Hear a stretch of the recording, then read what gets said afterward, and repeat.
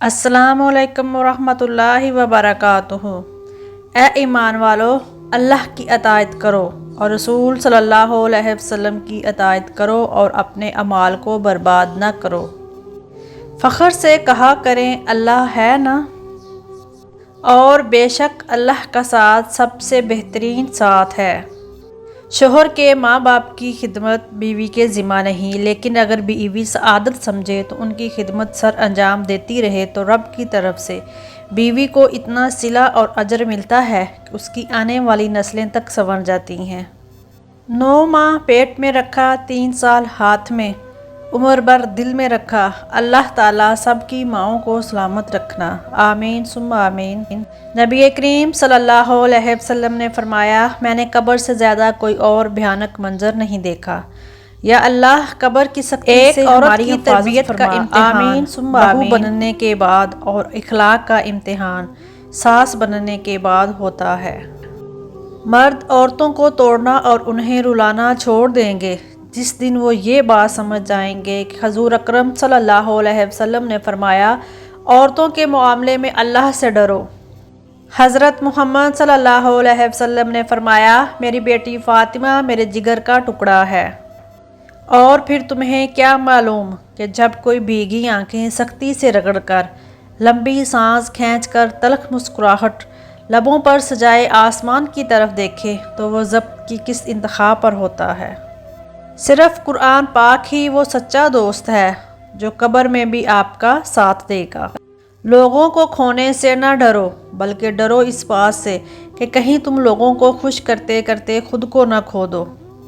حضرت محمد صلی اللہ علیہ وسلم نے فرمایا، میری امت کے غریبوں کا حج جمعہ کی نماز ہے۔ رات پہلی بار میں نے اپنے لیے دعا کی کہ میرا دل پتھر کا ہو جائے تاکہ میں کبھی کسی کی جھوٹی محبت پر یقین نہ کر سکوں۔ جانتے ہو اذیت کیا ہے؟ اپنی آنکھوں کے سامنے اپنی اہمیت کو کم ہوتے ہوئے دیکھنا اور پھر بھی خاموش رہنا۔ عورت کو دینے والے تحفہ میں سب سے نایاب تحفہ عزت ہے۔ صرف رب کی ذات ایسی ہے جو معافی مانگنے پہ بھی نہیں پوچھتا کہ غلطی کیوں کی تھی۔ نبی کریم صلی اللہ علیہ وسلم نے ارشاد فرمایا، تم میں سے کسی شخص کے لیے بہتر ہے کہ اس کے سر میں لوہے کے کیل ٹھونک دیے جائیں بجائے اس کے کہ وہ کسی نامحرم کو چھوئے۔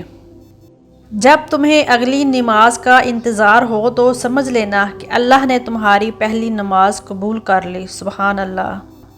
حرام تعلق کبھی حلال نہیں بنتے، خواہ آپ کے چاہنے والے آپ کو سحری اور فجر کی نماز کے لیے کیوں نہ اٹھاتے ہوں۔ خوش نصیب ہے وہ عورت جس کو شوہر کا بازو تکیے کے طور پر میسر ہو۔ استغفر اللہ، دل سے نکلے یہ الفاظ ہزاروں گناہ مٹا دیتے ہیں۔ اللہ جی آپ مجھے اتنا بدل دیں کہ میں آپ کو پسند آ جاؤں۔ بنت حوا محتاط رہا کریں، ابن آدم اتنے فرما بردار ہیں کہ محبت اپنی مرضی سے کرتے ہیں پر نکاح والدین کی مرضی سے کرتے ہیں۔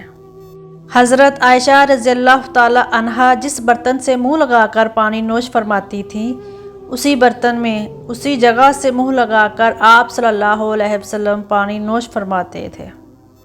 حضرت محمد صلی اللہ علیہ وسلم جس گلی سے گزرتے اس گلی میں خوشبو مہک جاتی تھی۔ بیویاں جوانی میں مالکن، ادھیڑ عمر میں دوست اور بوڑھی عمر میں نرسوں کا کردار ادا کرتی ہیں۔ ہم سفر خوبصورت نہ بھی ہو، قدر کرنے والا ہونا چاہیے، کیونکہ گھر پیسے اور طاقت سے نہیں محبت اور اتفاق سے بنتے ہیں۔ بہترین شادی وہ ہے جس میں کسی لڑکی کے باپ پر بوجھ نہ ڈالا جائے۔ یا اللہ شادی کے بعد ہر لڑکی کو اپنے گھر کا سکھ نصیب کرے، کبھی کسی اور کی محتاجی نہ آئے، ایسا گھر ہو جس میں وہ سر اٹھا کر جی سکے نہ کہ سر جھکا کے۔ آمین ثم آمین۔ لگاتار بار بار پانی کی بوند اگر ایک جگہ پر گرتی رہے، ٹپ ٹپ تو پتھر میں بھی سوراخ کر دیتی ہے۔ اتنی طاقت ہے تسلسل کی زندگی میں، کچھ بھی اچھا کریں تو اسے جاری رکھیں۔ ایک دن بڑے بڑے پہاڑ پیچھے رہ جائیں گے اور اپنی دعائیں بھی اسی تسلسل کے ساتھ مانگتے رہیں۔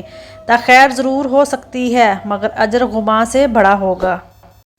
رشتوں میں بھروسہ اور موبائل میں نیٹ ورک نہ ہو تو لوگ گیم کھیلنے لگتے ہیں۔ Thanks for watching. Please subscribe to my channel.